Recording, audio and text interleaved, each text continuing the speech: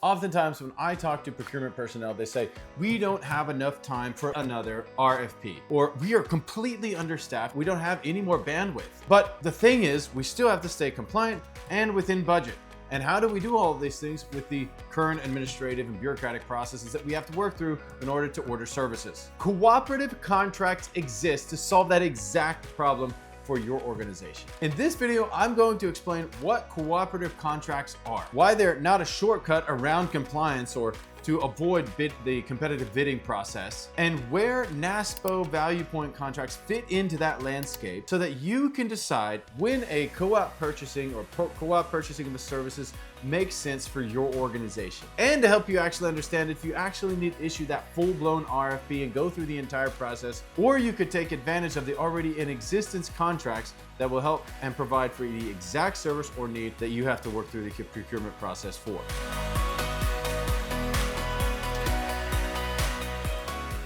Hi everyone, my name is Jason Ehlinger, and I'm the CEO of TaikaTranslations. For over 15 years, our company, our veteran-owned company, has provided public agencies like schools, nonprofits, federal and local state, SLED-type entities with language and accessibility for over 15 years. We've done this by way of standalone contracts, state term contracts, federal, state, or district-type contracts, and cooperative contracts like NASPO ValuePoint contracts. I've seen the stress that full RFP processes add to administrative team. They're already processing through and procuring different services and different products for the organization, for that school to continue operating day after day after day, and the plethora of services and products that they have to make sure are on site for everyone to operate smoothly throughout the school season. And I've also seen how the right contracts or utilization of the contracts that they already have access to has saved them months and months of processing, and all without sacrificing compliance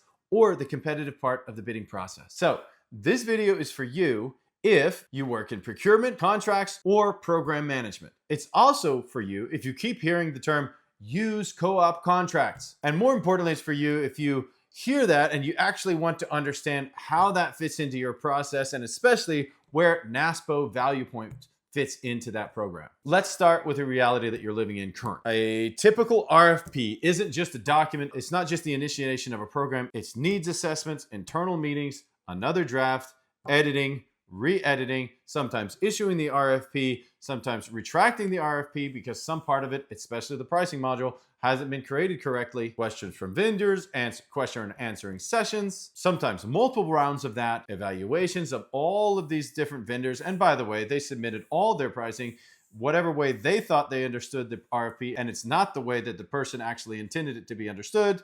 And so now you have different pricing models to consider during your evaluations, trying to compare and contrast which one is most beneficial. And you're not even sure sometimes with the one that you're choosing if it's actually most beneficial for the organization or not. You hope it is, but it might not be. And I've seen that happen many times. Negotiations with vendors on different terms after the contract has been let. Oh, this wasn't covered. That wasn't covered. Oh, this isn't part of the contract. Actually, this is an addition. You didn't realize that, and yada, yada, yada. And then if that's all done correctly, you still have the risk of appeals. You still have a risk of protests. And more than anything, it costs months and months of calendar time. And when you have multiples of these going all at the same time, it turns into a mess. And sometimes things just simply get dropped and people get underserved in the organization that you're trying to serve each and every day. And it's not really your fault. It's simply the process. Now, the process definitely has its place for issuing an RFP and going through that. I'm not saying that is never valid, but in many cases that can be avoided, and some people simply don't realize that. And they have full access to contracts that currently exist, co-op contracts, that they can access and buy services from without any red tape, because all the red tape has already been taken care of. If every single need from IT to hardware to janitorial to supplies requires a brand new RFP, your team is getting burned out. And I feel you. Cooperative contracts were created to answer that simple question. And honestly, for the past 15 years, they've been developing, creating, and issuing and developing cooperative contracting programs in the marketplace to help you solve that exact issue. We're part of multiple, and there are so many currently in the marketplace that state, local, education, and public entities have access to that they just don't even realize that they could actually use them. And more are getting created each year. And the thing is, you have access to these as a procurement officer. Per the approval of your leadership, it is very likely that you can simply initiate a service order with one of the entities on those contracts and start working with them today, without any further bidding or RFP processing. The overall question that cooperative contracts were created to answer is this: if a government-led team has already run a strong competitive process, can other entities safely leverage that work that has already been done instead of repeating it from scratch? That's the core idea that we're unpacking in this video. So a cooperative contract is a contract that is competitively solicited by one or more public entities. It's awarded by following public procurement laws and best practices. And it's structured so that other eligible entities can utilize that contract as well. Instead of 50 states running their own RFP process for the exact same service across the board, a cooperative contract says, let's do one super high quality sourcing event. Let's negotiate nationwide great pricing and terms for the contract. And let's let other entities piggyback or participate in that same contract. Now, there are different types of co-op. There's city and county-led cooperations, there's state-led contracts open to subdivisions, and there's national and regional cooperatives that multiple states can join into at the state level, giving everyone under the umbrella of the state the opportunity to use that contract. And many entities in that state don't even know that they have access to them. A lot of times when a state adopts or allows the use of a certain contract, they will issue a letter to the contractor, and they'll say, a contractor like TaikaTranslations, and they'll say, TaikaTranslations, you can market the utilization of this contract to our whole state. And that's it. And you might not even know that that's a reality. So we take that and we start to communicate with all of the entities in the state and let you know that, hey, you have access to this. Would you like to work with us in doing and providing this service? And that's how you can start utilizing that, and how we help you make it known that you have access to that as a part of our marketing program. Now, the key idea to these cooperative contracts is always the same: sharing the cost and effort of a competitive procurement process. It's not skipping on the competition or avoiding having to do it. It's reusing competitively awarded contracts in a very controlled and safe manner. So why do cooperative contracts exist at all? Reason number one is efficiency and cost of bidding. Your RFP costs your organization staff time, evaluation committees, meetings, legal review, admin, insurance, and the like. And it also costs a lot of money on the vendor side, where they spend a lot of time investing in the meetings, insurance compliance, ensuring that they provided all the documentation, and the back and forth that happens throughout the entire process. That may be proposals, pricing models, compliance, certifications, and all of those things associated with that bidding process. I know at times we submit up to 50 different certifications, many times, as we submit a proposal to a government agency. And all of that could be avoided if they would simply take advantage of the contract that they already have available right at their fingertips. So you can kind of see one of the below surfaces for my company releasing this video is because it helps you and it helps us all at the same time. So when multiple public entities have the need or in a similar service area, it's more efficient if one lead entity runs the full competitive process and others leverage that work instead of duplicating it. And that reduces the cost of bidding for everyone across the board, reduces the procurement cycle time and the total number of RFPs in the market. If you think of your state alone, and you think how many schools or how many entities within that state are issuing an RFP for a very similar service all at the same time, now multiply that by 50 and then add the territories in the United States. That's what's happening right now in the market in the RFP space. And if you just think about your singular RFP that has to do with this service or product, and you multiply that out across all the states and all the entities within that states, you could drastically reduce the workload and efficiency and competitive processing and the red tape by thousands and thousands of hours simply by utilizing competitively bid cooperative contracts. Reason number two, that was just reason number one, but reason number two, better leveraging and pricing. Now, I've talked about leverage and I've talked about pricing, but this is important. By aggregation demands, cooperatives can often negotiate better prices than you could on your own and value-added services in addition to those initial core services. And many times those cooperative contracts require stronger service levels, and they attract more qualified and willing vendors to participate in that bidding process. And organizations like ours, it makes us much more willing to invest upfront in the whole process of the RFP, because we know from one contract we could serve many agencies instead of one contract we could serve a single agency. In the past, our contract team, when we've looked out into the vast space of the RFP submissions and we're looking at and analyzing the different bids, if it's a single bid for a single entity in a single section and it requires the same effort as a cooperative bid that we could serve maybe 100 different agencies, this one's going for a single. Many times a high quality agency will pass up on that single RFP because the ROI is much, much lower. Your organization participating in a NASPO ValuePoint cooperative agreement might be very, very beneficial because the entities being evaluated are very high quality, very reputable, and very well vetted organizations that have gone through this highly intense and calculated process. For your organization, it might really be a huge benefit to be a part or just to take advantage of that. And you already have access to this most likely. Like in the state of Delaware, my organization, because we're a part of the NASPO ValuePoint service agreement, we spoke to the state procurement office in the state of Delaware. And we said, hi, state Delaware, we would like to contract with your state in these services that we've been approved in this cooperative contract for. And they said, oh, great. You know what?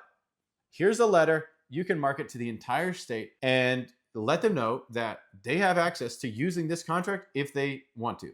All they have to do is sign the participating addendum and you're on your way. They can work with you right away because we approve the use of this cooperative contract in our state. All right, so reason number 3 for utilization of these cooperative contracts is access to expertise. Not every procurement team has a big sourcing team for every single procurement category. A small school district might not have a deep procurement program for IT or language access related and accessibility type procurement. Or a small city somewhere might not have a dedicated accessibility or cybersecurity specialist that helps in the initiation of those language access needs and the procurement for those accessibility projects. Cooperatives let you piggyback off the work that was already done by a very specialized team in that space at the multi-state level that does have the expertise to make procurements on that specific service requirement. I absolutely hate it. And we pay attention to this, by the way, in the marketplace. When there's an RFP issued by a state or an entity within the state,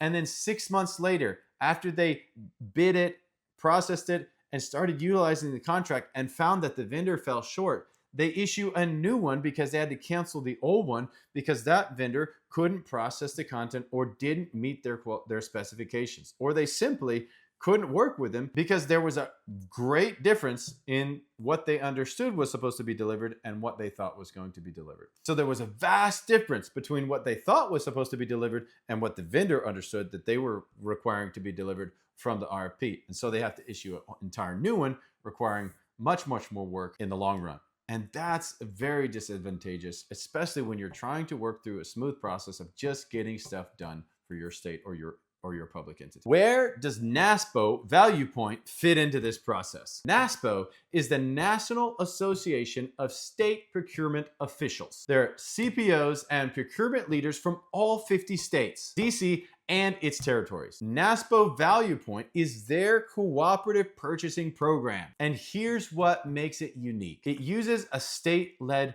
model. In our services contract within the translation services space with the NASPO ValuePoint contract, that contract is led by the state of New Mexico. A sourcing team from multiple states helped design and evaluate that RFP. The contract that comes out of that process is called a master agreement. And so other states come in and they sign what's called a participating agreement, or PA, to utilize that master agreement for their state.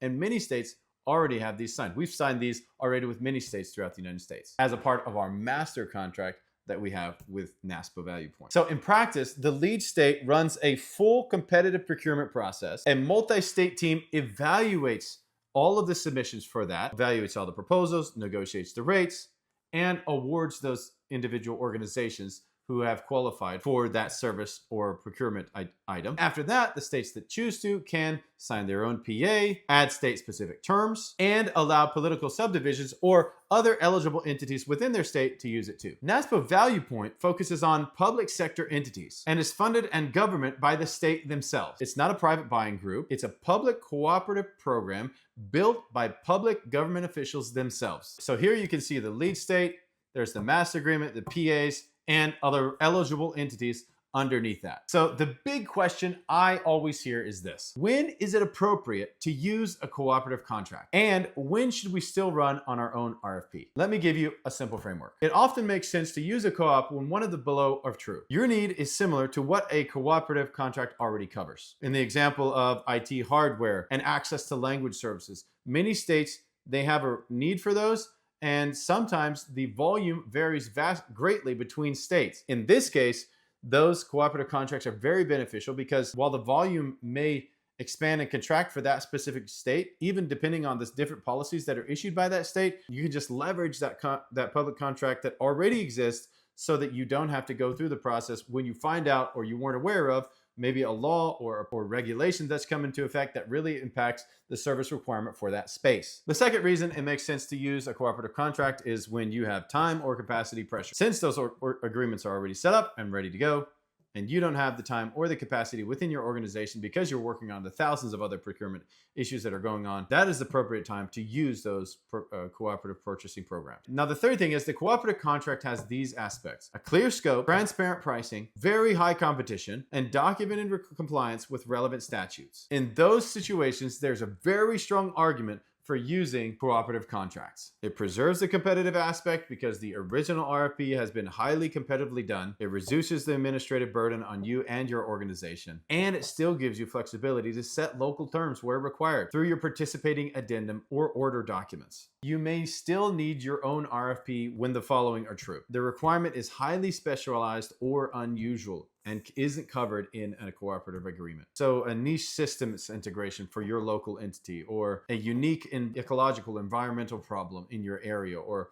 bespoke software, something very specific like that. Or maybe the laws and policies of the administrative of the organization specifically restrict the use of cooperative contracts for a specific category. Sometimes that is the case. I've seen that, but it's not very often. So the other challenge could be the cooperative contracts available don't specifically meet the requirements of the scope of work that you need taken care of. So cooperative contracts are a tool. They're not a religion. And the goal is to pick the tool that protects the public's interest, uses public resources wisely, and matches your real world needs and costs. So let's connect NASPO ValuePoint to your actual day job. When you hear, we can use NASPO for that, or oh, that can be purchased through a NASPO ValuePoint contract, you can translate that into this: a lead state has already ran a competitive RFP and multi-state team has evaluated the entire contract. There is a master agreement that we can read, access, understand the scope of, and utilize. Our state can choose or reject to participate in the processing or utilization of the participating addendum for this master agreement. And we actually still have a lot of flexibility to add local terms, who's eligible to use, and how our agencies can actually access and use it. In other words, NASPO is not about losing control of the RFP or the contracting process. It's about sharing the heavy lifting of sourcing while continuing to maintain control of the actual how of how you implement it locally. As a vendor who works under cooperative contracts, I can tell you that the buyers who get the most out of the NASPO ValuePoint contracts are the ones who understand what the contract actually covers, set clear internal rules for how and when they use it, and treat their vendors as partners under that framework, not just requesting a rate sheet from a new vendor who's never been vetted. All right, so let's recap here. Cooperative contracts are competitively awarded contracts designed so multi-state eligible entities can use them. They exist to reduce the cost and duplication of bidding, and they leverage combined buying power, and they share expertise throughout the states. The NASPO ValuePoint contract is a public procurement program built by state procurement officials using the lead state model. Lead state, master agreement, participating addendum, eligible entities. Co-ops make sense when your need matches the profile or portfolio that you're looking to save money in, and time and effort in administrating without sacrificing the competitive component. And lastly, you may still need an individual RFP when you have a very unique requirement for a specific location somewhere throughout the United States or its territories. If this helped clarify what cooperatives can do for you and where NASPO fits into your state contracting procurement processing, here's what you can do next. Share this video with someone on the team who keeps getting asked to use the co-op without any context. Subscribe to this video on more practical episodes on how to actually use NASPO for language and accessibility services, for onboarding the vendors, and building real value into your procurement from these contracts. And let me know in the comments below, what is the biggest barrier that you're facing in utilizing the cooperative purchasing agreements for your organization? Is it policy? Is it culture? Is it confusion? Is there something else? That feedback helps shape future videos, and honestly, it helps vendors like us understand your world just a little bit better. Thanks for watching this video, and I will see you in the next one.